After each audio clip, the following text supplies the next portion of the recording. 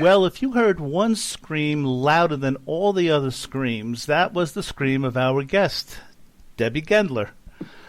She was one of the fortunate 700 audience members, only 700, to have a ticket to the February 9th, 1964 broadcast of the Beatles on the Ed Sullivan Show. It's a pleasure to welcome to the show Miss Debbie Gendler. Debbie, welcome to the show. Thank you very much. Happy to be on the show. It's a pleasure. It's our pleasure. And I'll tell you, Leonard Bernstein couldn't get a ticket. 50,000 ticket requests, from what I understand. I guess my first question is, how did you get a ticket to the show? Well, I was really very fortunate. What happened is friends of my parents were in April of 1963 in England, and their daughter was my sort of babysitter, or at least someone to be in the house when I would come home from school when I was like between age 12.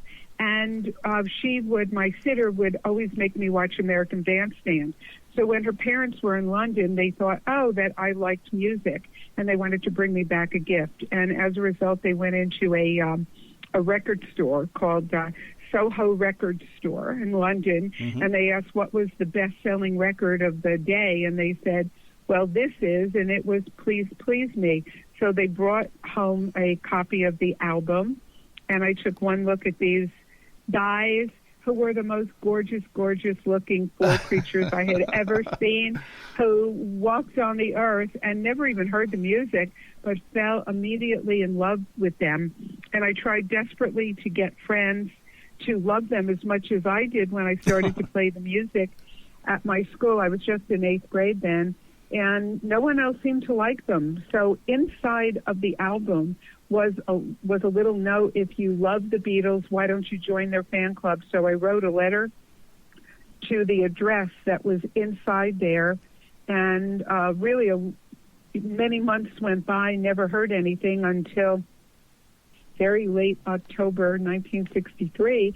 I got home from school one day, and my mom said I had a telegram waiting, and it was from the business people, actually the lawyer of Brian Epstein, wanting to meet with me about fan clubs. So I got my dad. My mom called back, actually, the following Monday and said she'd, love to go. And I got a ride into New York over Veterans Day. We had off from school, and that's when I met Brian and his lawyer, Walter Hoffer, and he was the enabler to get the ticket.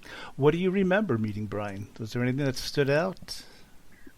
Well, first of all, I walked into the law office. It was on West 57th Street, to be exact, 221 West 57th Street. He later gave over a closet, which was the fan club headquarters. But at that first meeting, Brian was standing there. It was the first time I had ever heard British accents in person, and I so remember him standing there thinking it was just beautiful, beautiful English accent. And I remember him with sparkling gold cufflinks on his shirt. Very, very distinguished, sophisticated, and somewhat shocked when he saw before him a 13-year-old girl who was not going to be able to run a fan club. Isn't it something how things just stand out, though? You mentioned the cufflinks and, of course, his very proper accent. Yeah. It was really it was an amazing experience just from going up there. I think the office was on the 3rd floor, if I remember correctly. Taking the elevator, my dad was with me. We shook hands with the people, and there were a couple of men there with other British accents, and the lawyer Walter Hoffer, who had a very decidedly New York accent, a small little guy, a small, feisty little guy, standing there with Brian, who seemed just very elegant. So he offered you tickets, even though you couldn't do the fan club? Not really. How I got the ticket is that, he asked me about running the fan club, and I said, I'm really sorry. I have to go to college. I can't work. I'm still in 8th grade. I haven't even gone to high school yet. And, you could see that he was sort of a little, he wanted to make sure that when the Beatles came to America, that there were plenty of fans available to greet them. That seemed to be his biggest concern. Mm-hmm. And they had my letter, and they didn't know how to connect with a lot of girls who would go and scream.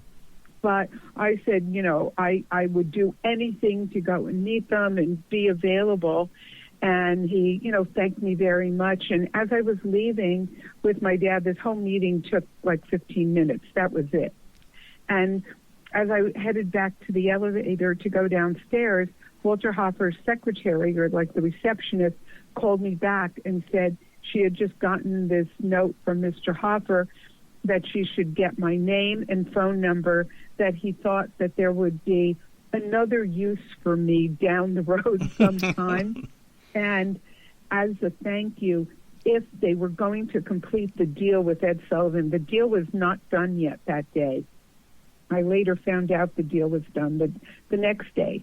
But if this was going to happen, that they would send me a ticket to thank me for my time coming in. And that's how I got the ticket. Boy. It was that Walter Hoffer's office sent me a ticket. It wasn't that I had, a grandfather who, had right. connections or mm-hmm. family at CBS.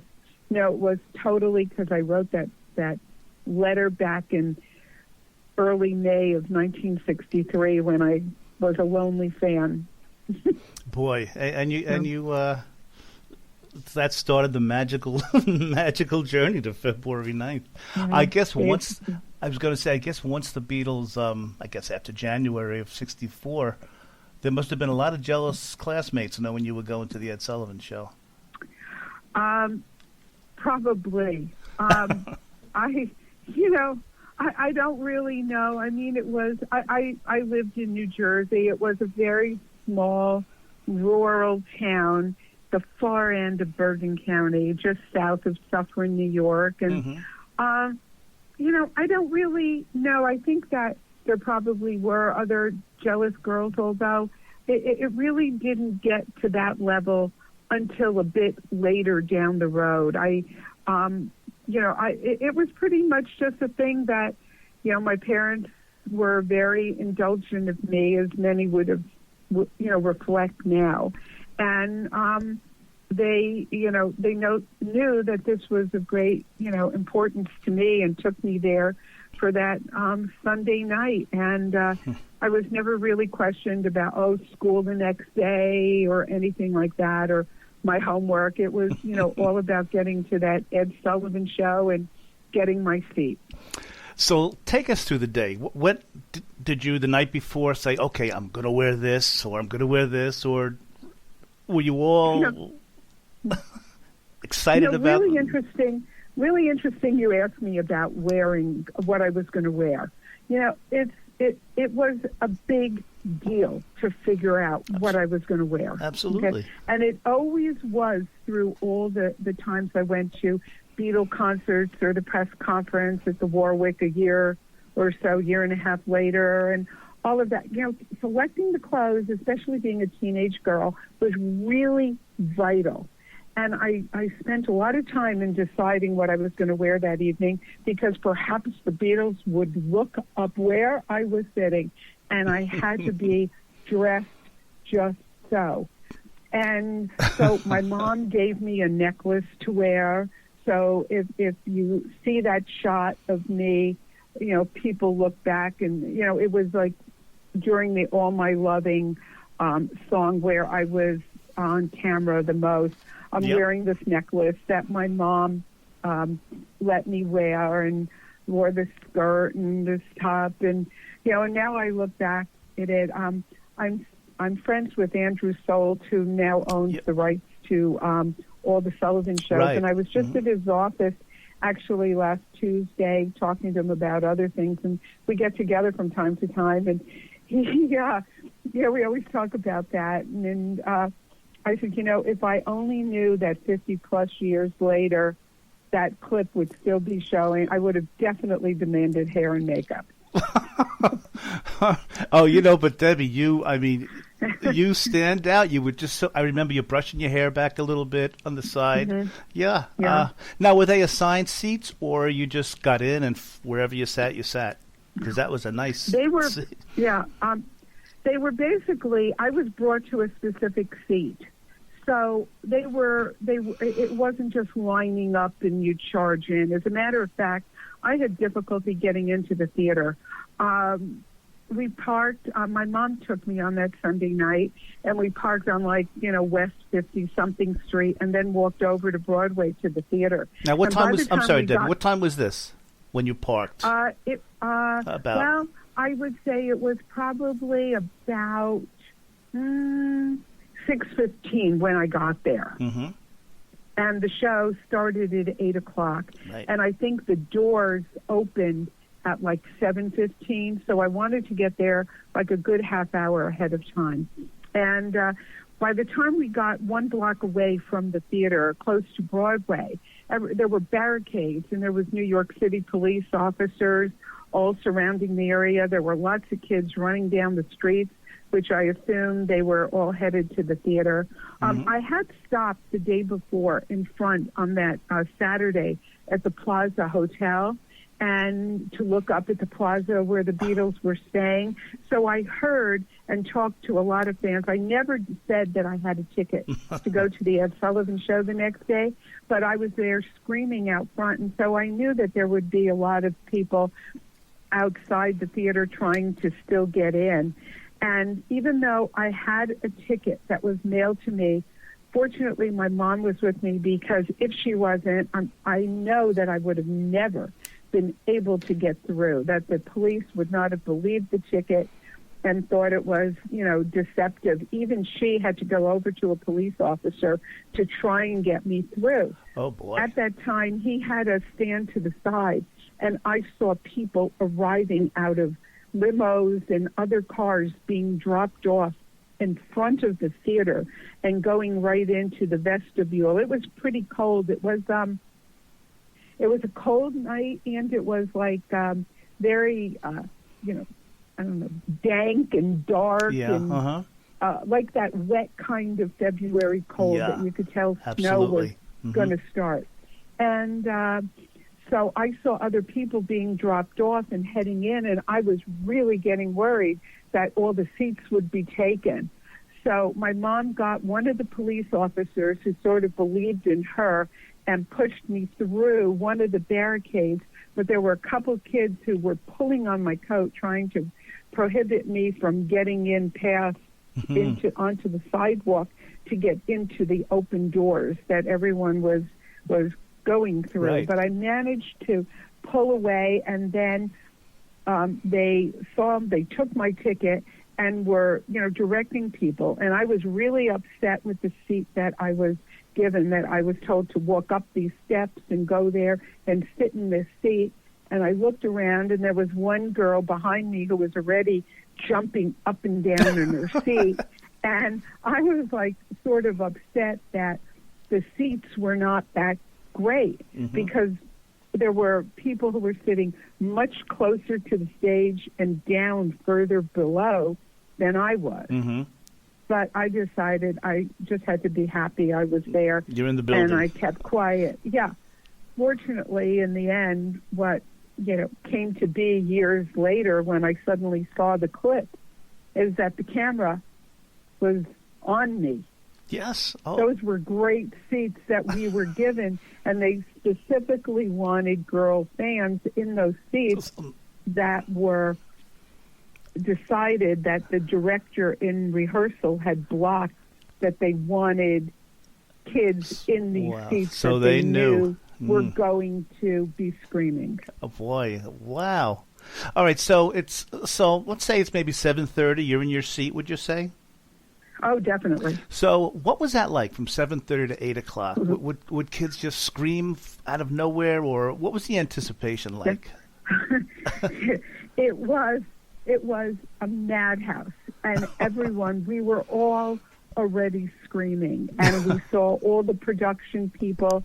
There were photographers there taking pictures of everyone in the audience. There were the camera people assembling. We could hear like the music, the theme music starting, rehearsing. We could tell there was a lot going on. People walking back and forth quickly in the stage, and some people I was not one of them, but people started to scream, "We want the Beatles, we want the Beatles, bring on the Beatles, we want the Beatles now," and all of that. And then someone before Ed Sullivan came on, wanted to quiet us down and keep us, silent, but everyone was just really, anticipating just what was going to be happening. So it was very, very exciting. Now, the curtain was drawn, so I guess you didn't see Ringo's drum set or anything like that, correct, before the show started? Correct. Yeah. Correct. Mm-hmm. We saw nothing before the show started. Now, Ed Sullivan, the show starts, and they go right to a commercial before the Beatles come on. Now, during that commercial time, Debbie, did the Beatles just walk out and place themselves on the stage, or when they were introduced, did they quickly run out? No, I would assume they were there already, right?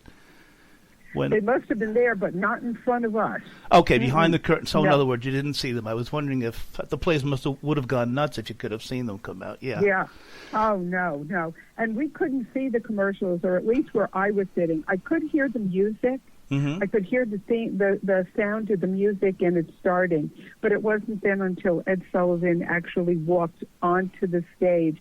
And that was really, I had seen a glimpse of Ed Sullivan before, the show started. He had come out, he looked at us, and we got like just some direction from him very, very briefly.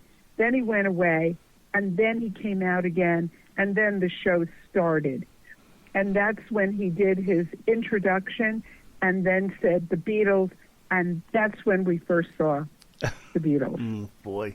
Now, just to go back a couple of minutes, when you said he gave you some kind of direction, what did he say, like behave, or do you remember even? Exactly. Yeah, it was like, to behave, to be quiet, to sure, not, just be like, now I would look back and say just be respectful of what's going on the show. But that was absolutely absurd to think that a studio audience made up of primarily teenagers could really be respected when we were there anticipating the Beatles in this appearance. It was just, forget it. It wasn't going to happen. Okay, so here they are, the Beatles. They start singing. Is there any way you could put in words, I mean, what you were feeling at that moment? Or what? I just can't imagine being there.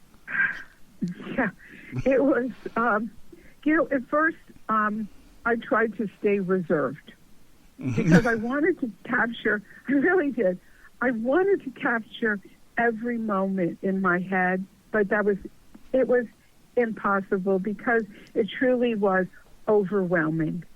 Just seeing them that close was unbelievable, because that theater, if you look at it, I mean, now it's been redesigned. Years ago David Letterman tried to get every sense of Ed Sullivan out of that theater, which is really was awful. He never really truly bought into the historical sense of the theater that he broadcast from, and so they changed it. And then, of course, with Stephen Colbert, they changed it yet again. Right. But at night I try and watch the theater a little bit in the opens of the show, and when they cut to the audience, because I try and just really picture that moment again. And it was just,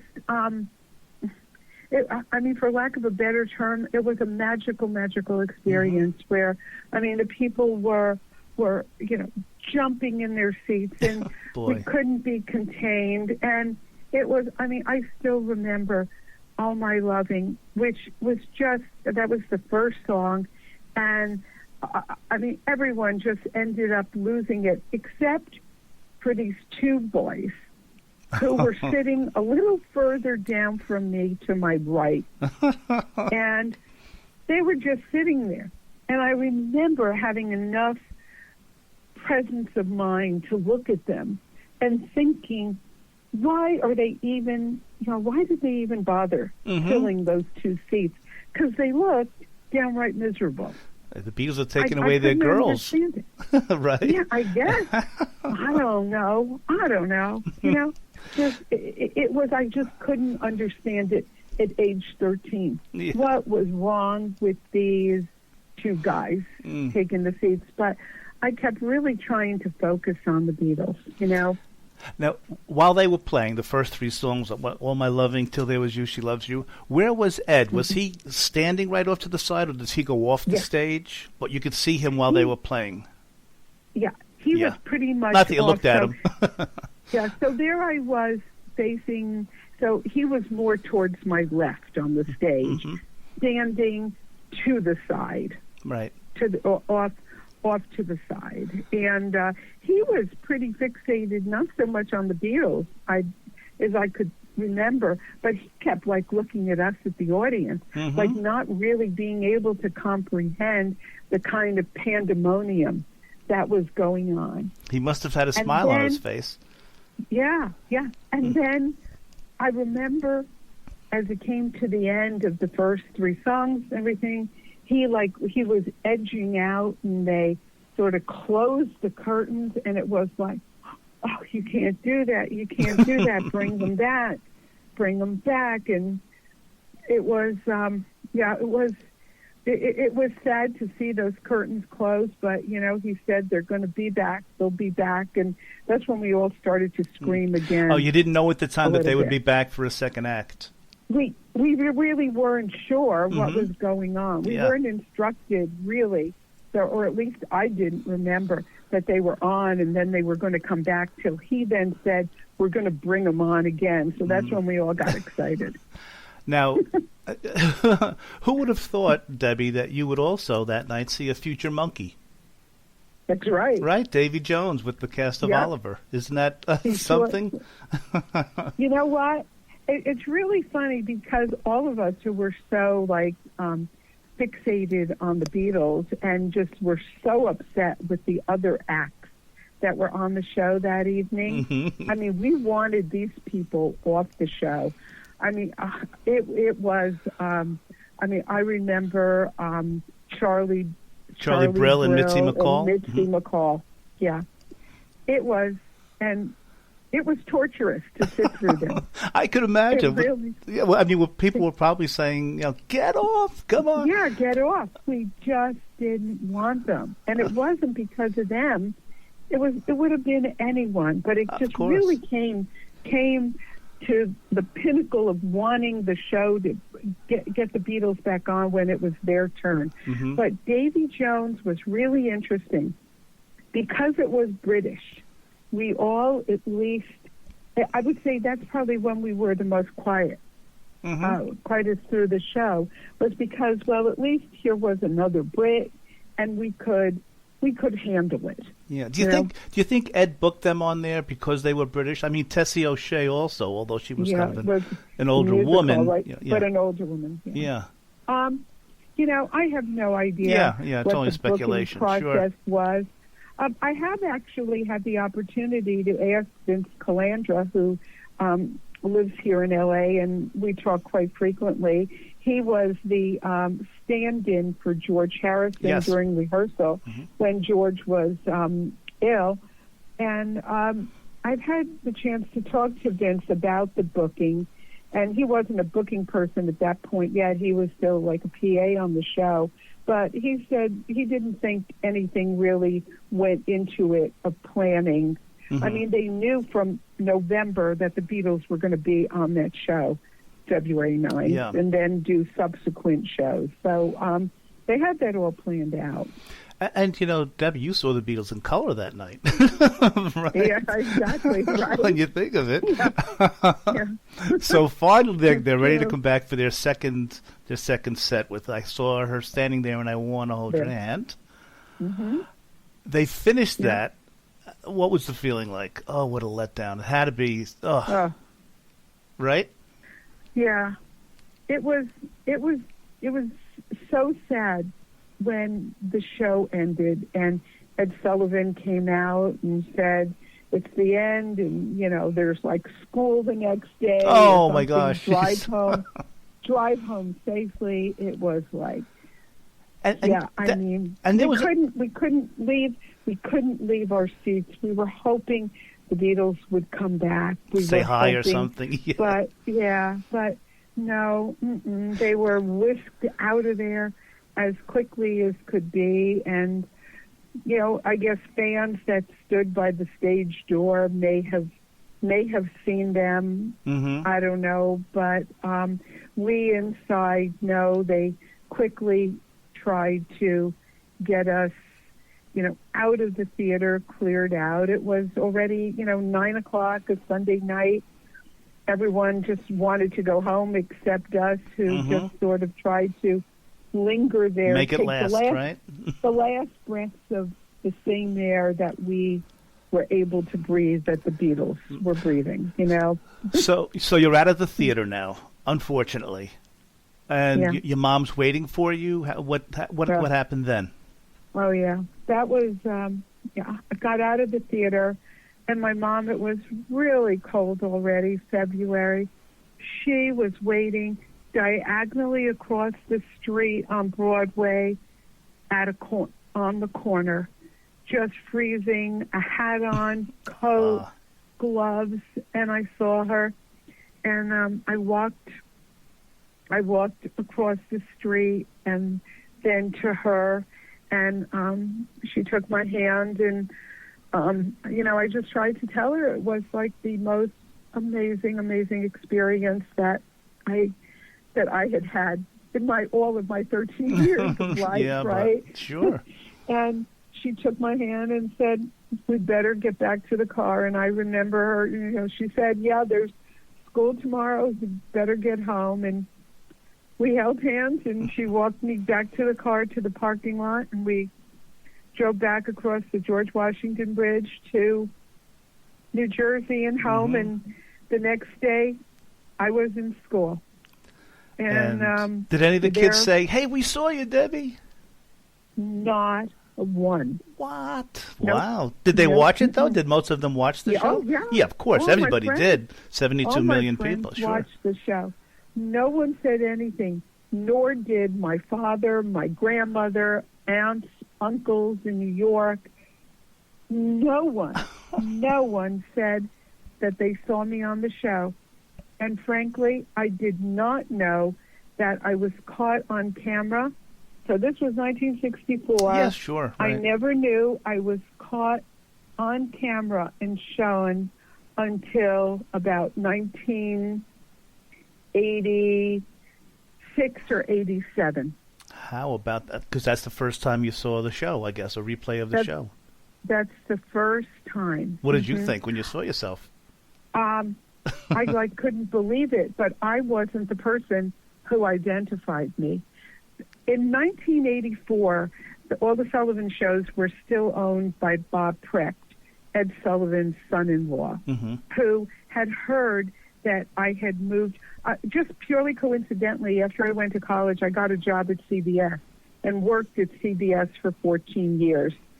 And I was able to go through all the Sullivan publicity files and saw some pictures of that night in the files. But I was never in any of the still photos. But Bob Precht, through just some connections, knew of me and just other things like that, and called me to his home. And he was living in Beverly Hills, and I went to meet with him because he wanted to do a project for the 20th anniversary of the Beatles on the Sullivan Show. And this was 1983 when he called me, and I went over and met with him. But nothing ever happened. When Andrew Solt later bought this, but he had looked at it earlier in the 80s, it was Andrew who really identified me on the show and called me to his office. And he didn't buy the catalog till 1990, although he had seen the catalog and did a movie on John Lennon with David Walter called Imagine. And he had looked at all of the footage, and knowing me, he identified me and said, I think you're in those Sullivan shows. And I said, really?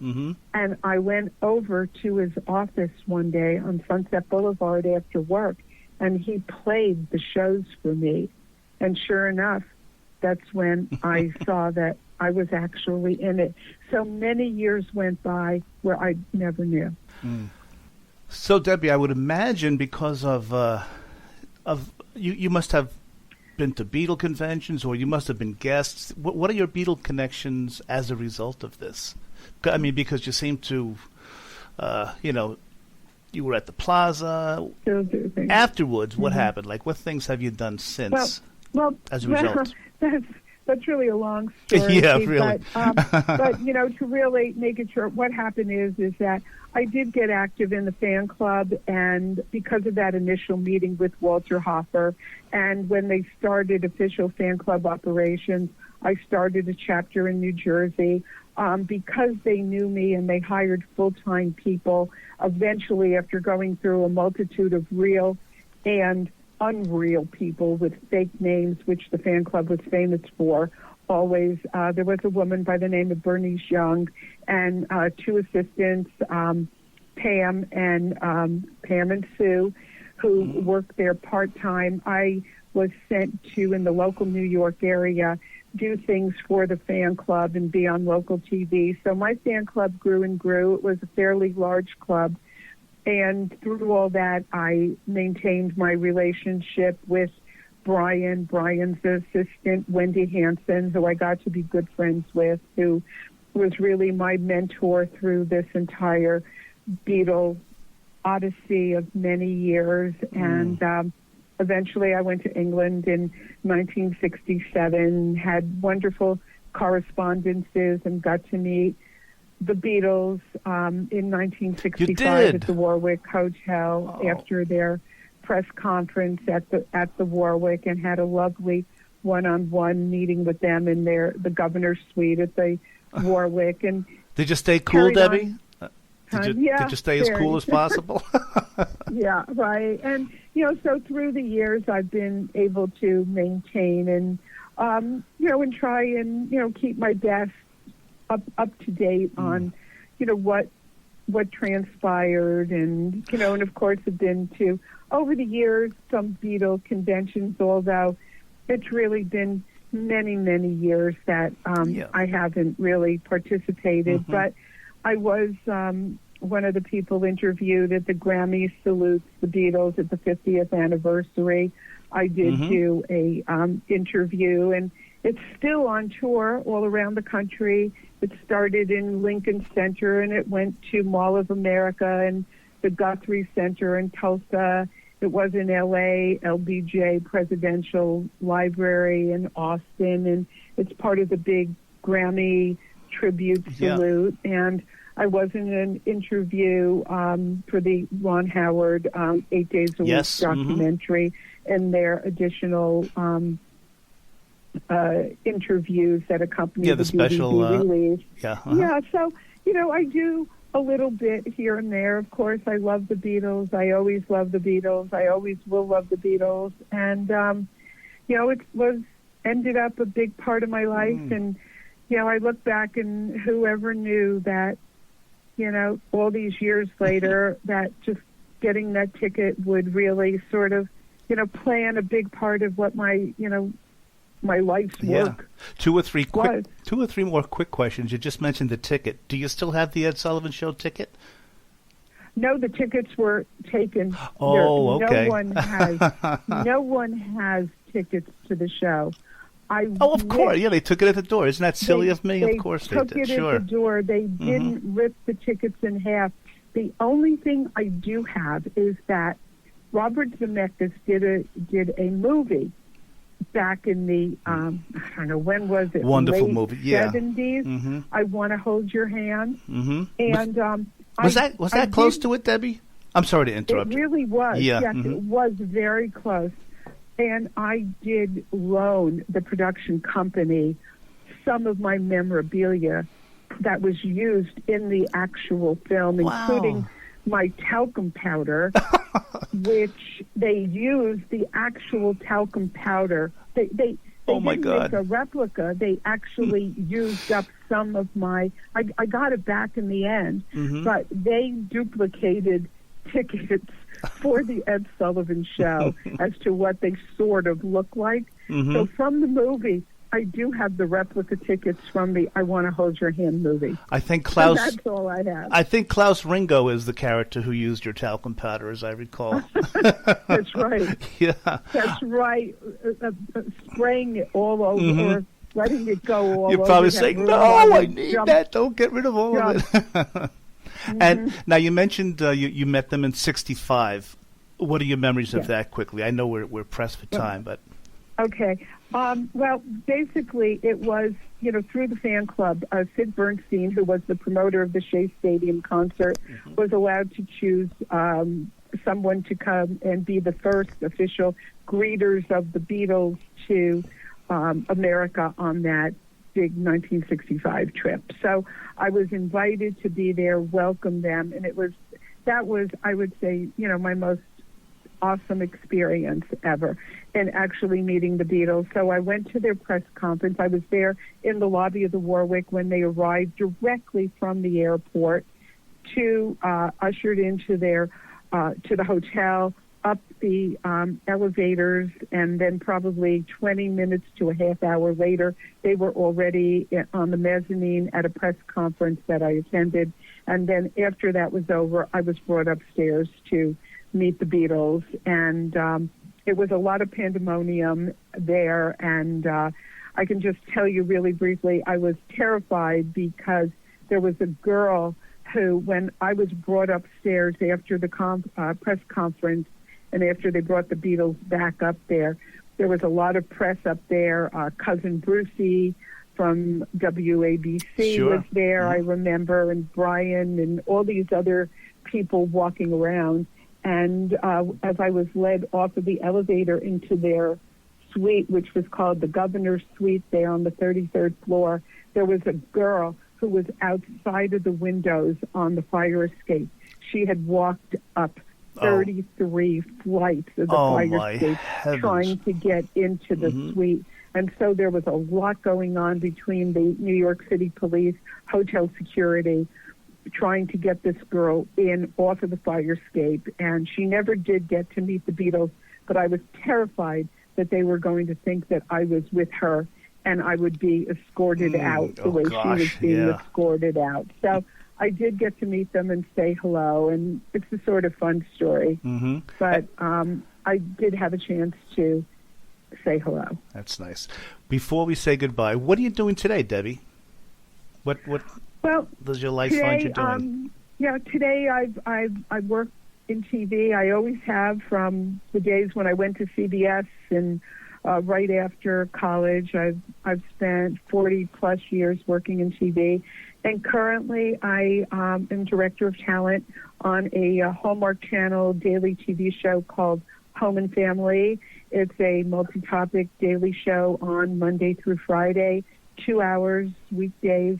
And we do segments of everything from celebrity interviews, musical performances, parenting, lots of cooking, fun segments. And our hosts are Debbie Matenopoulos and Mark Steinis. And we shoot on the lot at Universal Studios, Hollywood, and I work out of a trailer. So, hey, life is good. Yeah, I'll tell you, Debbie, I can't thank you enough, boy, for sharing the magical moments that you spent. And I appreciate you giving up time for us here. And thank you so much. And all I can say is it's been a pleasure talking to you, and what great, great stories you had for us. And I truly appreciate it, Debbie. Yeah. My pleasure. I had fun. I always love to, relive the Sullivan Show. It was a great moment in time, and I'm still happy that it's, so celebrated. Yep, and you'll always be a part of the Beatles family then, Debbie. Thank you again so much. Thank you. Okay, pleasure.